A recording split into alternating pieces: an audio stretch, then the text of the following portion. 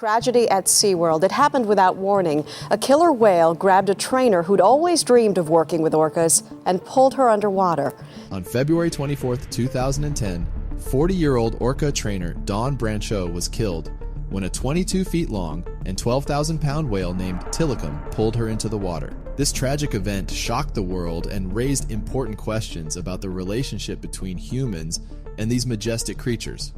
Join us as we uncover the harrowing details and seek to understand what happened. It all started when a young Dawn Brancheau visited SeaWorld with her mother. At only 10 years old, Dawn witnessed her first Shamu show at SeaWorld in Orlando, and when she saw the giant killer whale jumping outside the water, she knew from that moment that working with these majestic creatures was her calling. Little did she know the incredible journey and the dangers that awaited her in the future. With her mission to work as an animal trainer, Dawn became a student at the University of South Carolina, where she studied psychology and animal behavior.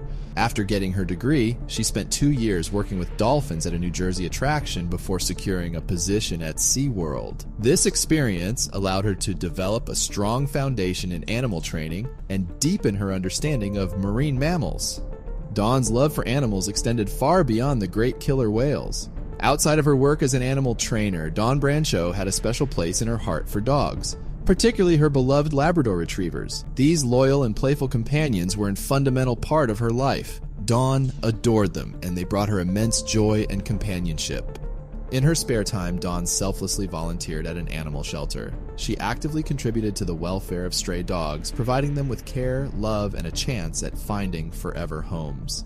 Dawn's commitment to animal rescue and shelter work showcased her immense compassion and genuine love for all creatures. Early in her career, Dawn worked with otters and sea lions at Six Flags amusement parks, further developing her skills in handling and training these creatures. In 1994, Dawn Brancheau's passion for working with marine animals led her to SeaWorld. Initially, she began working with otters and sea lions. However, in 1996, she had the opportunity to transition to working with orcas, the majestic and awe-inspiring creatures she had admired since her first visit to SeaWorld as a 10-year-old child. Working with the incredible underwater giants required a high level of strength, endurance, and agility. Dawn recognized that fact. However, fitness was not just a job requirement for Dawn, it was a lifestyle. She dedicated herself to maintaining peak physical fitness to effectively interact with the orcas and perform her duties with confidence and precision. Dawn incorporated various fitness activities into her routine to maintain her physical condition. She engaged in weightlifting, running, and cycling, which helped her build strength, cardiovascular endurance, and overall stamina. These activities not only enhanced her physical capabilities, but also contributed to her mental focus and discipline. By prioritizing her own fitness, Dawn aimed to set an example for others and inspire them to embrace a healthy and active lifestyle. She was always striving to be at her best. Dawn's role as an orca trainer at SeaWorld allowed her to form deep bonds with these magnificent animals. She dedicated her time and expertise to their care, training, and enrichment, developing a unique connection built on trust and mutual understanding. But behind the scenes, a troubled and misunderstood orca named tilikum, which is intriguingly paradoxical since tilikum is the Chinook word for friend, would become a central figure in Dawn's tragic story. Tilikum, also known as Blackfish, was a male orca with a troubled history. He was captured in Iceland in 1983 when he was just 2 years old. Separated from his family, Tilikum was taken to a concrete tank at the Hafnarfjordur Marine Zoo near Reykjavik. For almost a year, he could only swim in circles or remain motionless on the surface of the water while awaiting transport. In 1984, Tilikum was transferred to his new home, Sealand of the Pacific, located on Vancouver Island in British Columbia, Canada. There, he was placed with 2 older female orcas named Haida II and Nootka IV. In the wild, female orcas hold the highest rank in the social hierarchy, and these 2 females competed for dominance, which led to Tilikum becoming the target of their attacks. The extreme stress caused Tilikum to develop stomach ulcers, and he was often isolated in a medical pool to protect him from the violent attacks. Sealand sought advice from Bruce Stevens, a former SeaWorld head trainer, who provided a handbook warning the trainers that failing to adequately stimulate the animals would lead to them creating their own excitement. However, little improvement was seen in the orca's intelligence and well-being. Tilikum's aggressive behavior continued. with the orcas refusing to relinquish objects and becoming increasingly aggressive. In May 1989, a trainer named Eric resigned from Sealand and reported the safety problems to the Canadian Federation of Humane Societies, expressing his belief that someone would be seriously injured. Tragically, Eric's prediction came true. An employee is dead after an encounter at a Canadian park called Sealand of the Pacific. The victim, Kelty Byrne, was a championship swimmer and a part-time worker at Sealand. On February 20th, 1991, a 20-year-old marine biology student and part-time trainer named Kelty Byrne accidentally fell into Tilikum's pool at Sealand. On that day, Kelty Byrne was working near the Orca pool when she accidentally slipped and fell into the water. Tilikum, along with the two female orcas, seized the opportunity and attacked her. The orcas acted aggressively towards Kelty, ultimately leading to her untimely death. The incident sent shockwaves through the marine park and the community. This event marked a significant turning point in the captive orca industry, shedding light on the potential dangers and ethical considerations surrounding the confinement of these intelligent and powerful creatures. This incident led to Sealand closing its doors, and the orcas, including Tilikum, were eventually sold to SeaWorld in 1992. Despite his aggressive reputation, Tilikum was put on display at SeaWorld once more and became a major attraction, generating a lot of money for the company. He was the largest orca held in captivity.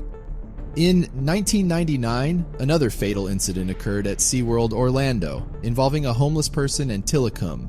The victim, who remains unidentified, was a man who had gained unauthorized access to the park after hours.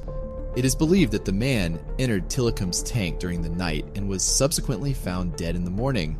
The exact circumstances leading to his death are not entirely clear. However, it was determined that the man died as a result of drowning and other injuries sustained during the encounter with Tilikum. Despite the history of fatal incidents involving Tilikum, SeaWorld continued to display him as one of their main attractions, as he was a significant draw for visitors. As we've learned, Tilikum, a male orca weighing over 12,000 pounds, has been involved in 2 previous fatal incidents. However, the upcoming particular encounter would prove to be the most devastating. Don Brancheau and Tilikum shared a bond that was described as strong and based on love and trust. Dawn had spent countless hours working with Tilikum and had developed a deep connection with him. She was known for her passion and dedication to the animals she worked with, and Tilikum was no exception. Tilikum, despite his size and history of aggression, had shown a different side when interacting with Dawn. Witnesses and trainers noted that Tilikum treated Dawn as a trusted companion. He responded well to her commands and demonstrated a cooperative attitude during their training sessions and performances. Dawn's colleagues and fellow trainers spoke highly of the bond she had formed with Tilikum. They believed that she had established a special relationship with him through consistent training, positive reinforcement, and mutual understanding.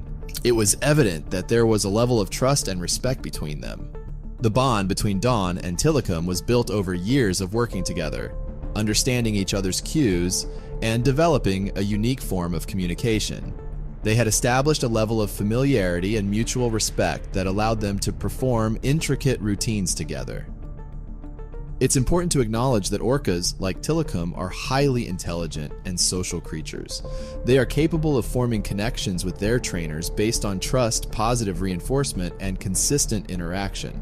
Dawn's relationship with Tilikum was a testament to the potential for deep bonds between humans and these remarkable marine animals. Tragically, the incident that occurred on February 24, 2010, during the Shamu presentation at SeaWorld shattered this bond. Dawn and Tilikum were performing in the Dining with Shamu show, where guests enjoyed an outdoor dinner while watching an orca show, when Tilikum's behavior suddenly took a violent turn.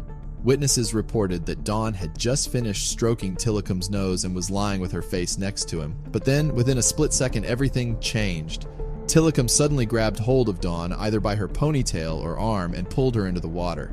Once in the water, the attack continued.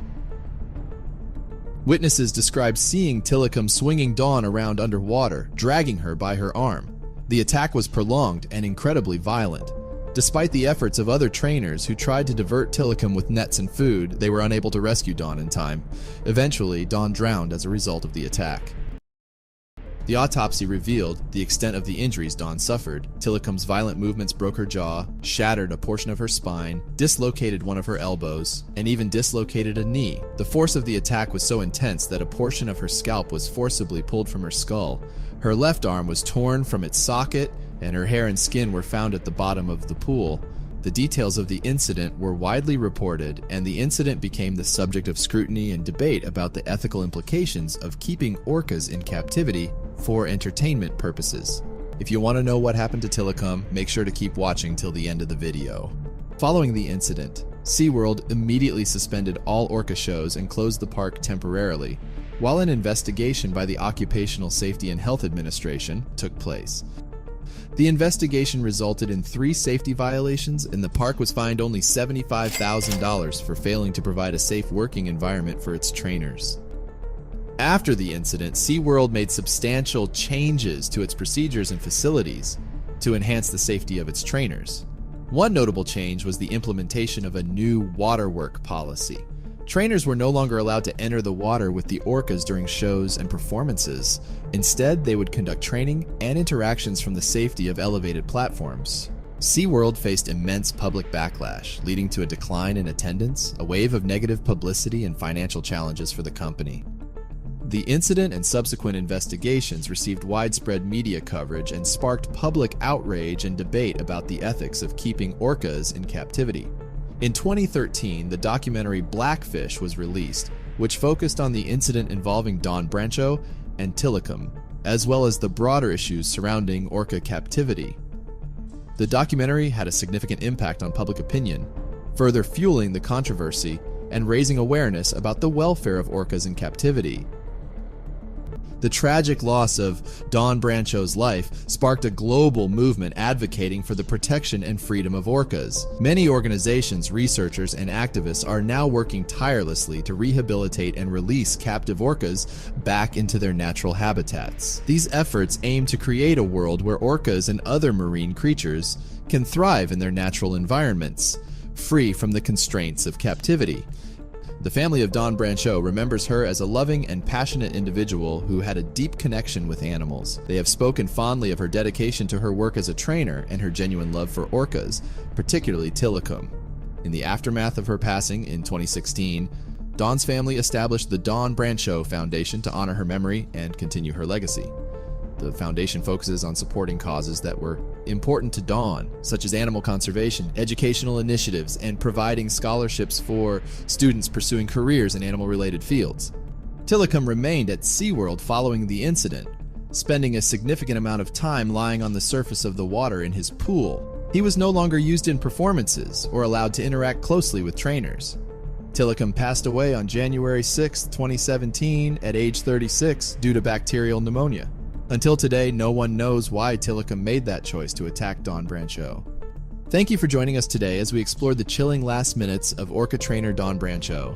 If you found this video informative or thought-provoking, please give it a thumbs up and subscribe to the channel to stay updated on more tragic stories. We love to hear your thoughts, so feel free to leave a comment down below and let us know your thoughts on this story.